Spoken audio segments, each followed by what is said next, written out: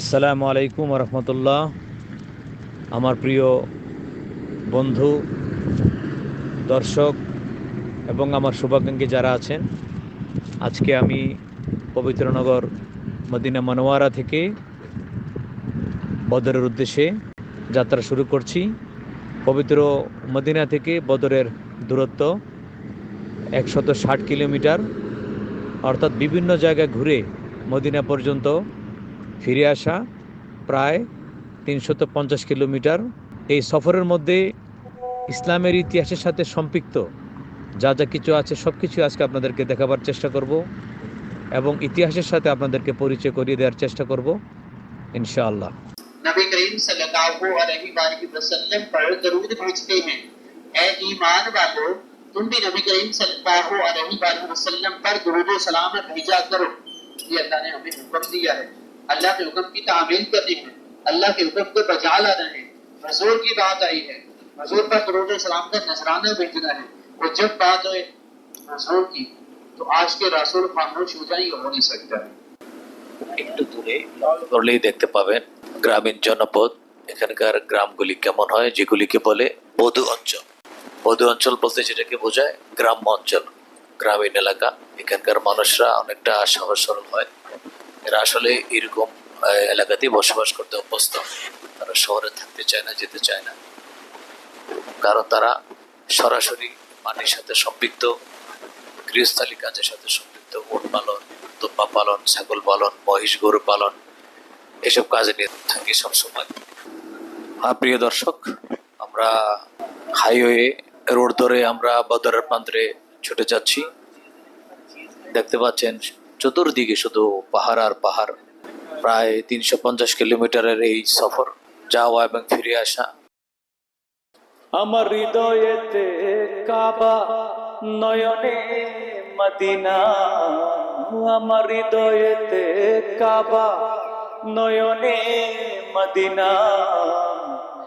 ছেড়ে দে নৌকায় আমি যাব মদিনায়। ছেড়ে দে নৌকায় আমি যাব মদিনায়। দে দে পাল তোলে দে, দে দে পাল তোলে দে, মাঝি হেলা করিস না। দে দে পাল তোলে দে, মাঝি হেলা করিস না। ছেড়ে দে নৌকায় আমি যাব মদিনা। ছেড়ে দে নৌকায় আমি যাব মদিনা।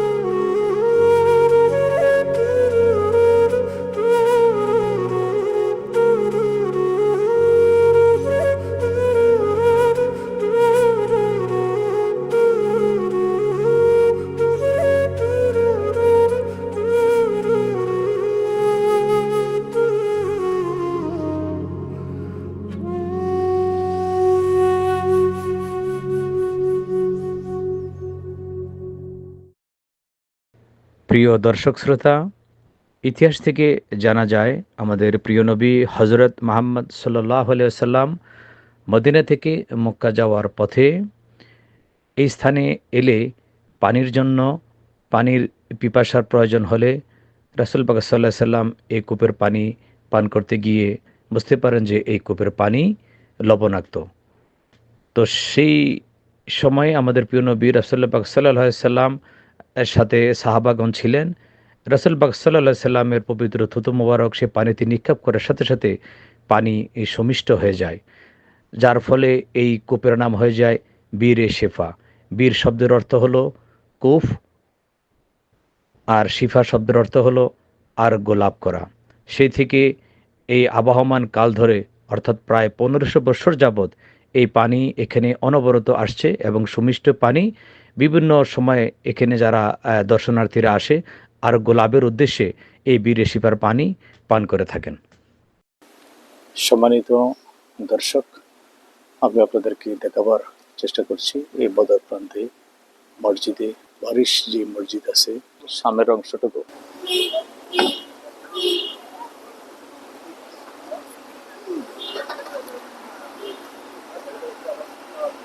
এই মসজিদের ভিতরের অংশগুলো একটু দেখাবার চেষ্টা করছি।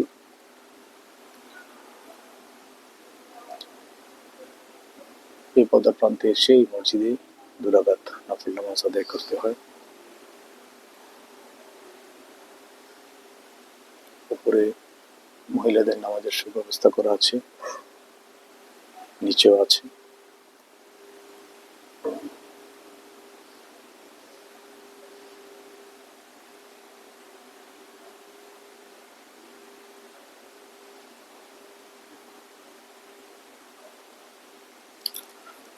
এখান থেকে জুমার খুতবা দেওয়া হয়। আরবের সমস্ত জুমা মসজিদগুলিতেই জুমার খুতবা এরকম উঁচু জায়গা থেকে দেওয়া হয়।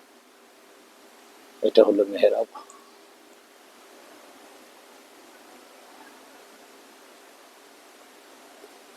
মসজিদ থেকে বেরিয়ে যাচ্ছি।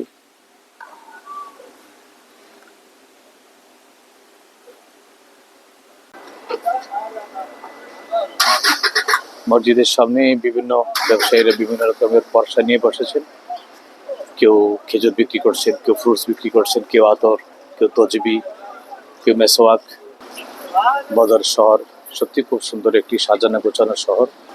শহরের আয়তন কতটুকু আমি অবশ্যই জানি না, ইনশাল্লাহ আপনাদেরকে জানানোর চেষ্টা করব।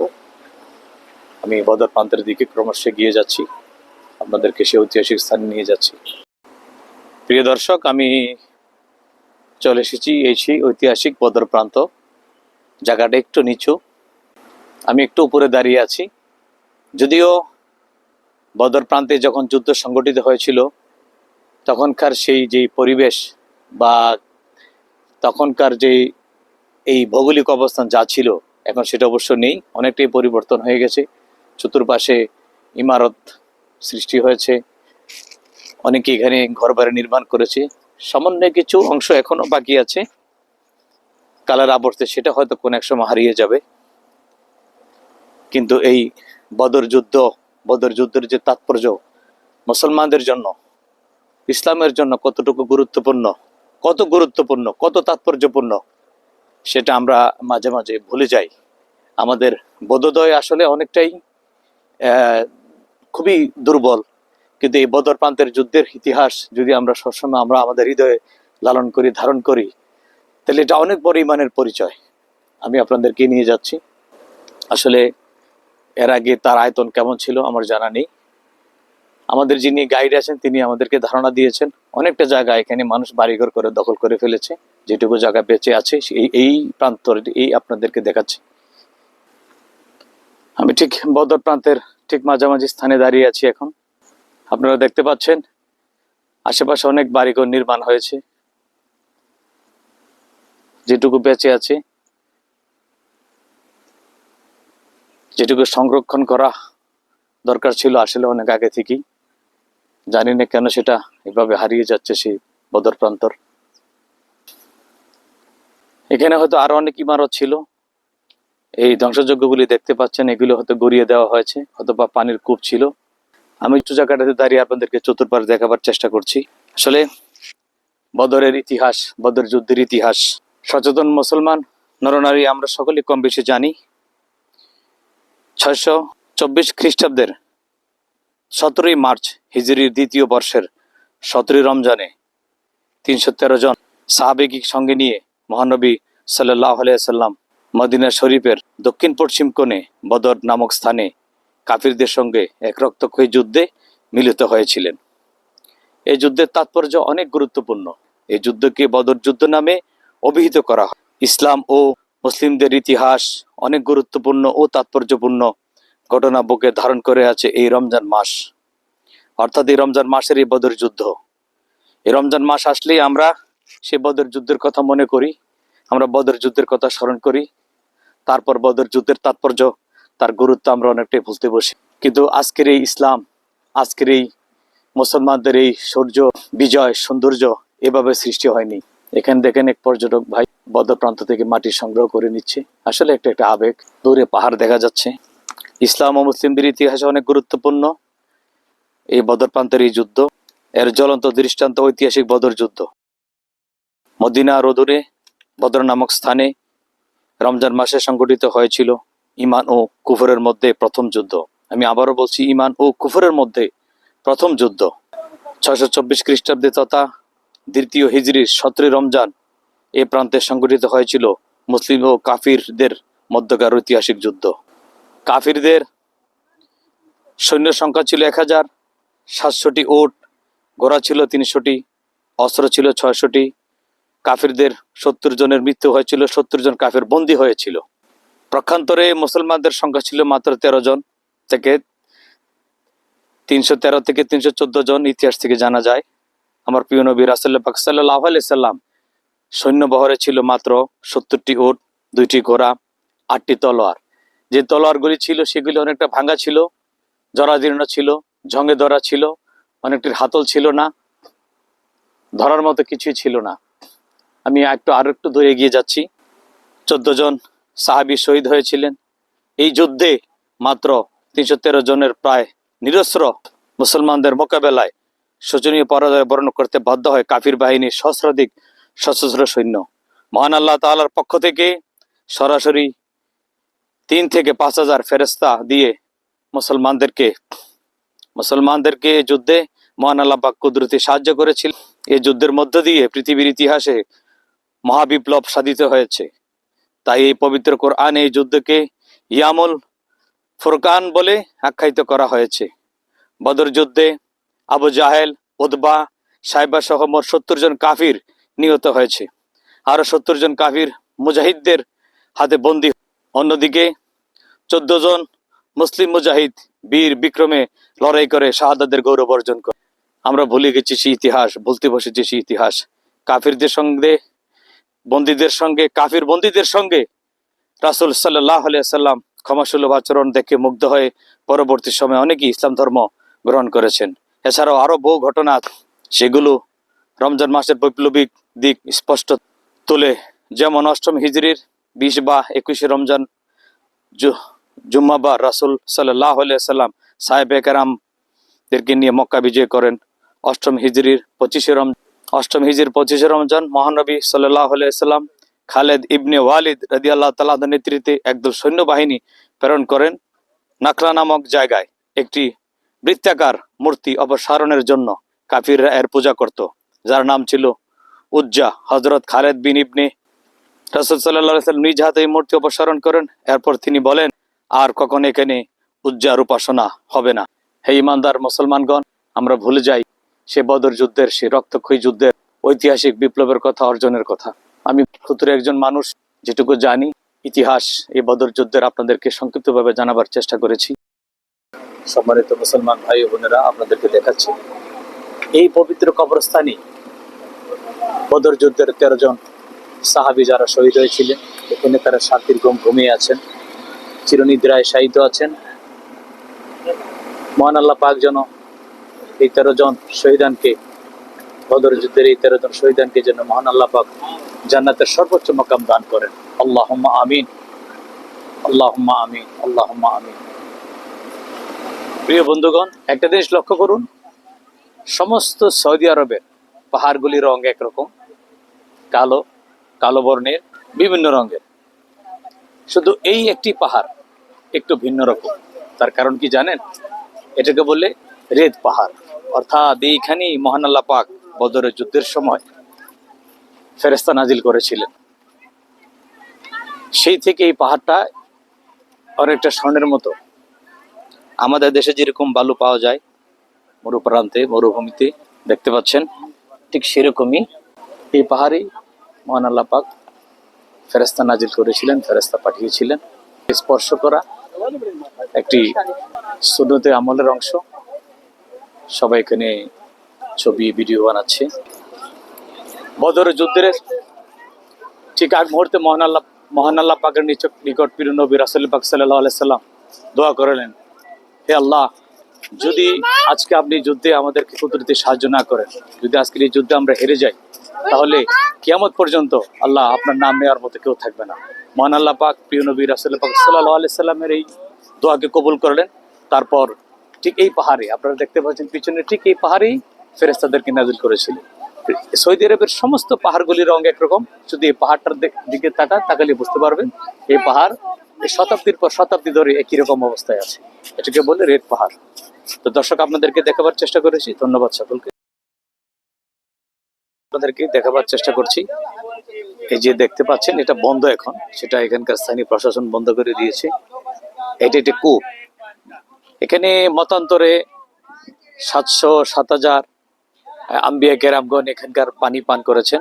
অর্থাৎ একটি ঘটনার প্রেক্ষাপটে জানা যায়, এখানকার যারা আছেন তাদের কাছে বিষয়টি স্পষ্ট নয়। কেউ কেউ বলেন যে বদরের যুদ্ধ থেকে ফেরার পথে এখানে যারা আম্বিয়া কেরাম যারা ছিলেন, সাহাবায়ে কেরাম যারা ছিলেন, তারা এখানে পানি পান করতে আসবে আগে থেকে জানা ছিল, যার ফলে এখানে ইহুদিরা এসে, কাফেররা এসে সে পানির মধ্যে বিষ দিয়েছিল পূর্বে থেকেই, যেন সে পানি পান করার পর আম্বিয়া কেরামগণ বা সাহাবায়ে কেরামগণ সে পানি পান করে মৃত্যুবরণ করে। তো যার ফলে সেটা কোনো না কোনো ভাবে জানা হয়ে যায়। তো রাসূল পাক সাল্লাল্লাহু আলাইহি ওয়াসাল্লাম এসে সে বীরে শিফার মতন, বীরে শিফার যে কূপ ছিল সেটার মতনই তারা এখানে এসে, তো কথিত আছে সে পানি পান করলে অনেক রোগ ব্যাধি থেকে রক্ষা পাওয়া যায়। ঝগড়া বিবাদের ফলে পানি এখান থেকে নেওয়া বন্ধ হয়ে যায়, এবং আরো হাজি যারা আছে তাদের সাথেও এখানকার পানি বিক্রেতাদের সাথে কিছু ঝামেলা হয়েছিল, যার ফলে এটা বন্ধ করে দেওয়া হয়েছে। দুঃখজনক বিষয়, অনির্দিষ্টকালের জন্য বন্ধ, হয়তো যে কোনো সময় খুলতে পারলে। আমি ওর সাথে একটি ছোট্ট বোতল নিয়ে নেমেছিলাম, ভেবেছিলাম একটু পানি এখান থেকে নিয়ে যাব, যাক সেটা আর হলো না। আমি চতুর্দিকটা আপনাদেরকে দেখাবার চেষ্টা করছি। ভিতরে একটি মসজিদের মতো আছে সম্ভবত, ভিতরে প্রবেশ করা যাচ্ছে না, বন্ধ করে দেওয়া হয়েছে। আমি যেটুকু এখানকার তথ্য থেকে সংগ্রহ করতে পেরেছি সেটুকু আপনাদেরকে জানাবার চেষ্টা করেছি। এখানে পানি বিক্রি হচ্ছে, কিন্তু এই পানিটা আদৌ সে কূপের পানি কিনা সেখানে সন্দেহ আছে, যার ফলে অনেকে পানি নিতে চাচ্ছে না, নিচ্ছে না, অনেকেই একটা সন্দেহ কাজ করছে। আজকাল जितने झूठ बोलेगा वो आदमी अच्छा है, सीधे बात करे वो बोले पागल है। अच्छा आपको चाहिए ये दे